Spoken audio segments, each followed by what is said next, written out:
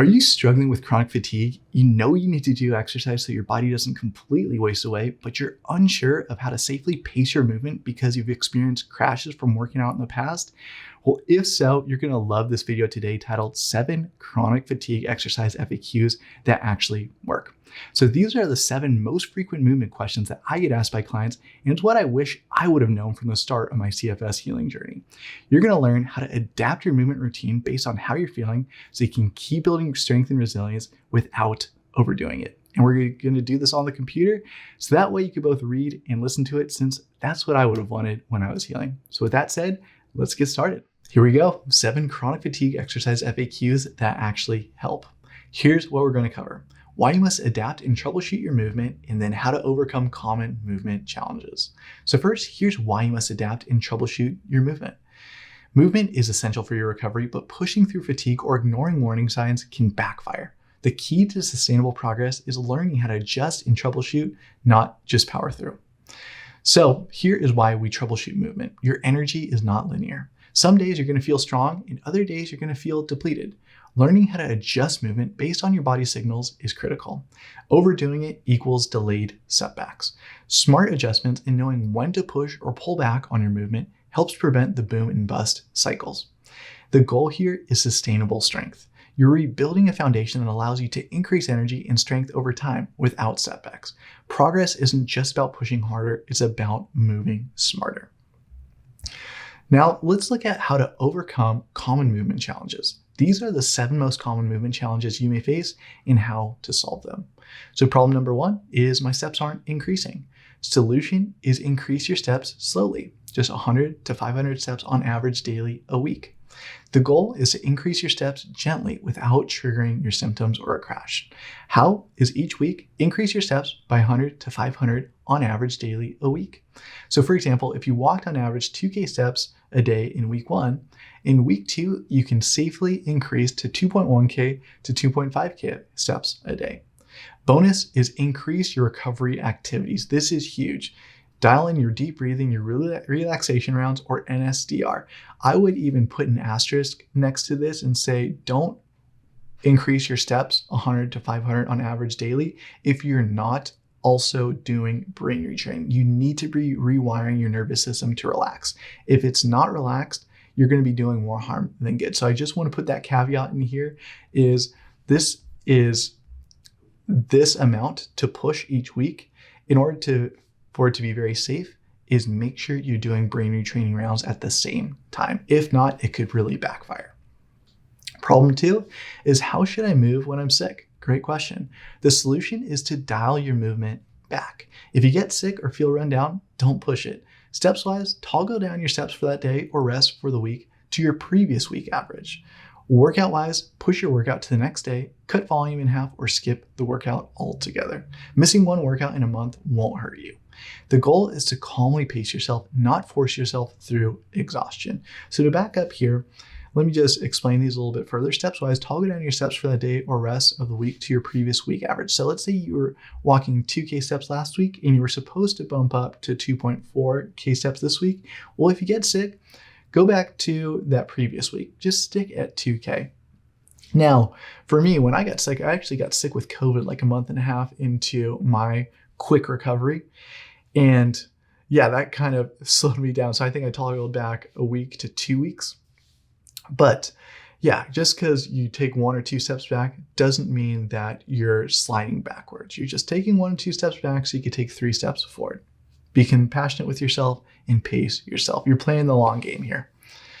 In terms of workouts, yeah, again, push your workout to the next day or cut volume in half, or just skip the workout altogether. Again, give yourself some grace, some self-compassion. I know it's tough because you're a high performer. And again, the goal is to calmly pace yourself, not force yourself through exhaustion. Problem 3, I don't know when to get my steps in. Solution is, I suggest you do a morning walk, midday movement, and then an evening walk. Morning walk, here I suggest you get in 20 to 50% of your daily step count. I suggest walking first thing in the morning to start the day with a win and to wake up your mind and body. So for example, if you can walk 4K steps in a day on average, I'd suggest you get 1 to 2K of those steps in first thing in the morning, because that's when your body is going to have the most energy and you're going to be able to get that early win. Midday movement, get in 10 to 30% of your daily step count. So if you're able to work out here, awesome. Just make sure to move around a bit too and log in some steps. If you're not able to work out yet, just go for a little walk. And this can be as little as wherever you're at, you know what I mean? So if you're only doing 1,000 steps a day, your walk could be like a couple laps around the room. You know what I mean? If you're at like 5,000 steps a day, you could go for like a little 5 to 10 minute walk outside. Evening walk, get in 10 to 30% of your daily step count here. So this is great to wind down the day and boost recovery, and also boost your digestion if you walk after dinner. I personally aim to walk down and watch the sunset from the beach every single night.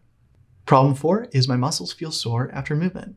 The solution here is to start stretching after your movement sessions. Stretching loosens tight muscles and prevents discomfort from daily movement.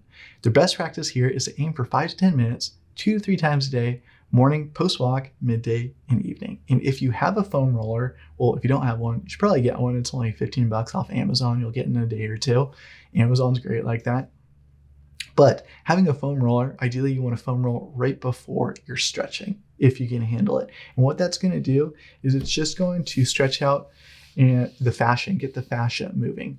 And it's going to help hydrate your fascia, which is great, because if we're not moving too much, our fascia can get really stiff. And so we want to get that moving as well. Problem 5 is I can't progress in my workouts.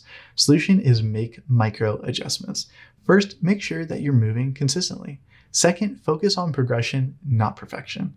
Tiny improvements, for example, 1 extra rep or 30 more seconds of steps, count. Third, track your progress. Sometimes improvement is happening, but it's easy to miss. And last, if you're still not progressing, rotate your exercises. Problem 6 is I crash after strength training. Solution is lower your volume and increase your recovery window. We want to ensure full recovery before pushing forward. If your body isn't bouncing back, it's a sign to scale back. Here's how. Number 1 is reduce your volume. First, inside the workout. So for example, you could try doing 1 set instead of 2 per exercise for 1 to 2 weeks. Second, you can reduce your workouts to increase your recovery window. So for example, if you're feeling really low, try just 2 workouts a week. Problem 7 is I'm too exhausted to move some days.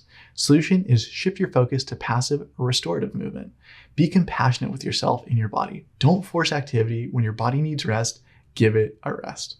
And if you're not feeling up to movement, take time to calm your nervous system via NSDRs or breathing exercises or brain retraining. And if you are feeling up to a little movement, try a little workout, stretch, yoga, or a short walk. So let's do a recap and talk your next steps. Now you know the 7 chronic fatigue exercise FAQs that actually help. You know why you must adapt and troubleshoot movement, and you know how to overcome common movement challenges and make small adjustments so you can keep progressing without setbacks. So your action step is to troubleshoot your movement. If movement isn't feeling right, just come back to this video to learn how to adjust your routine. Check in with yourself, make one small tweak, and get back on your way to wellness. And if you want more help on overcoming chronic fatigue naturally, regaining your health, and achieving total wellness, then I invite you to join my free weekly newsletter or apply to work with me one-to-one in the links below. And if you like this video, subscribe. I make videos like this every week, and stay tuned for my video next week titled Living with Chronic Fatigue, 7 Tips That Actually Work. I'll see you in the next video.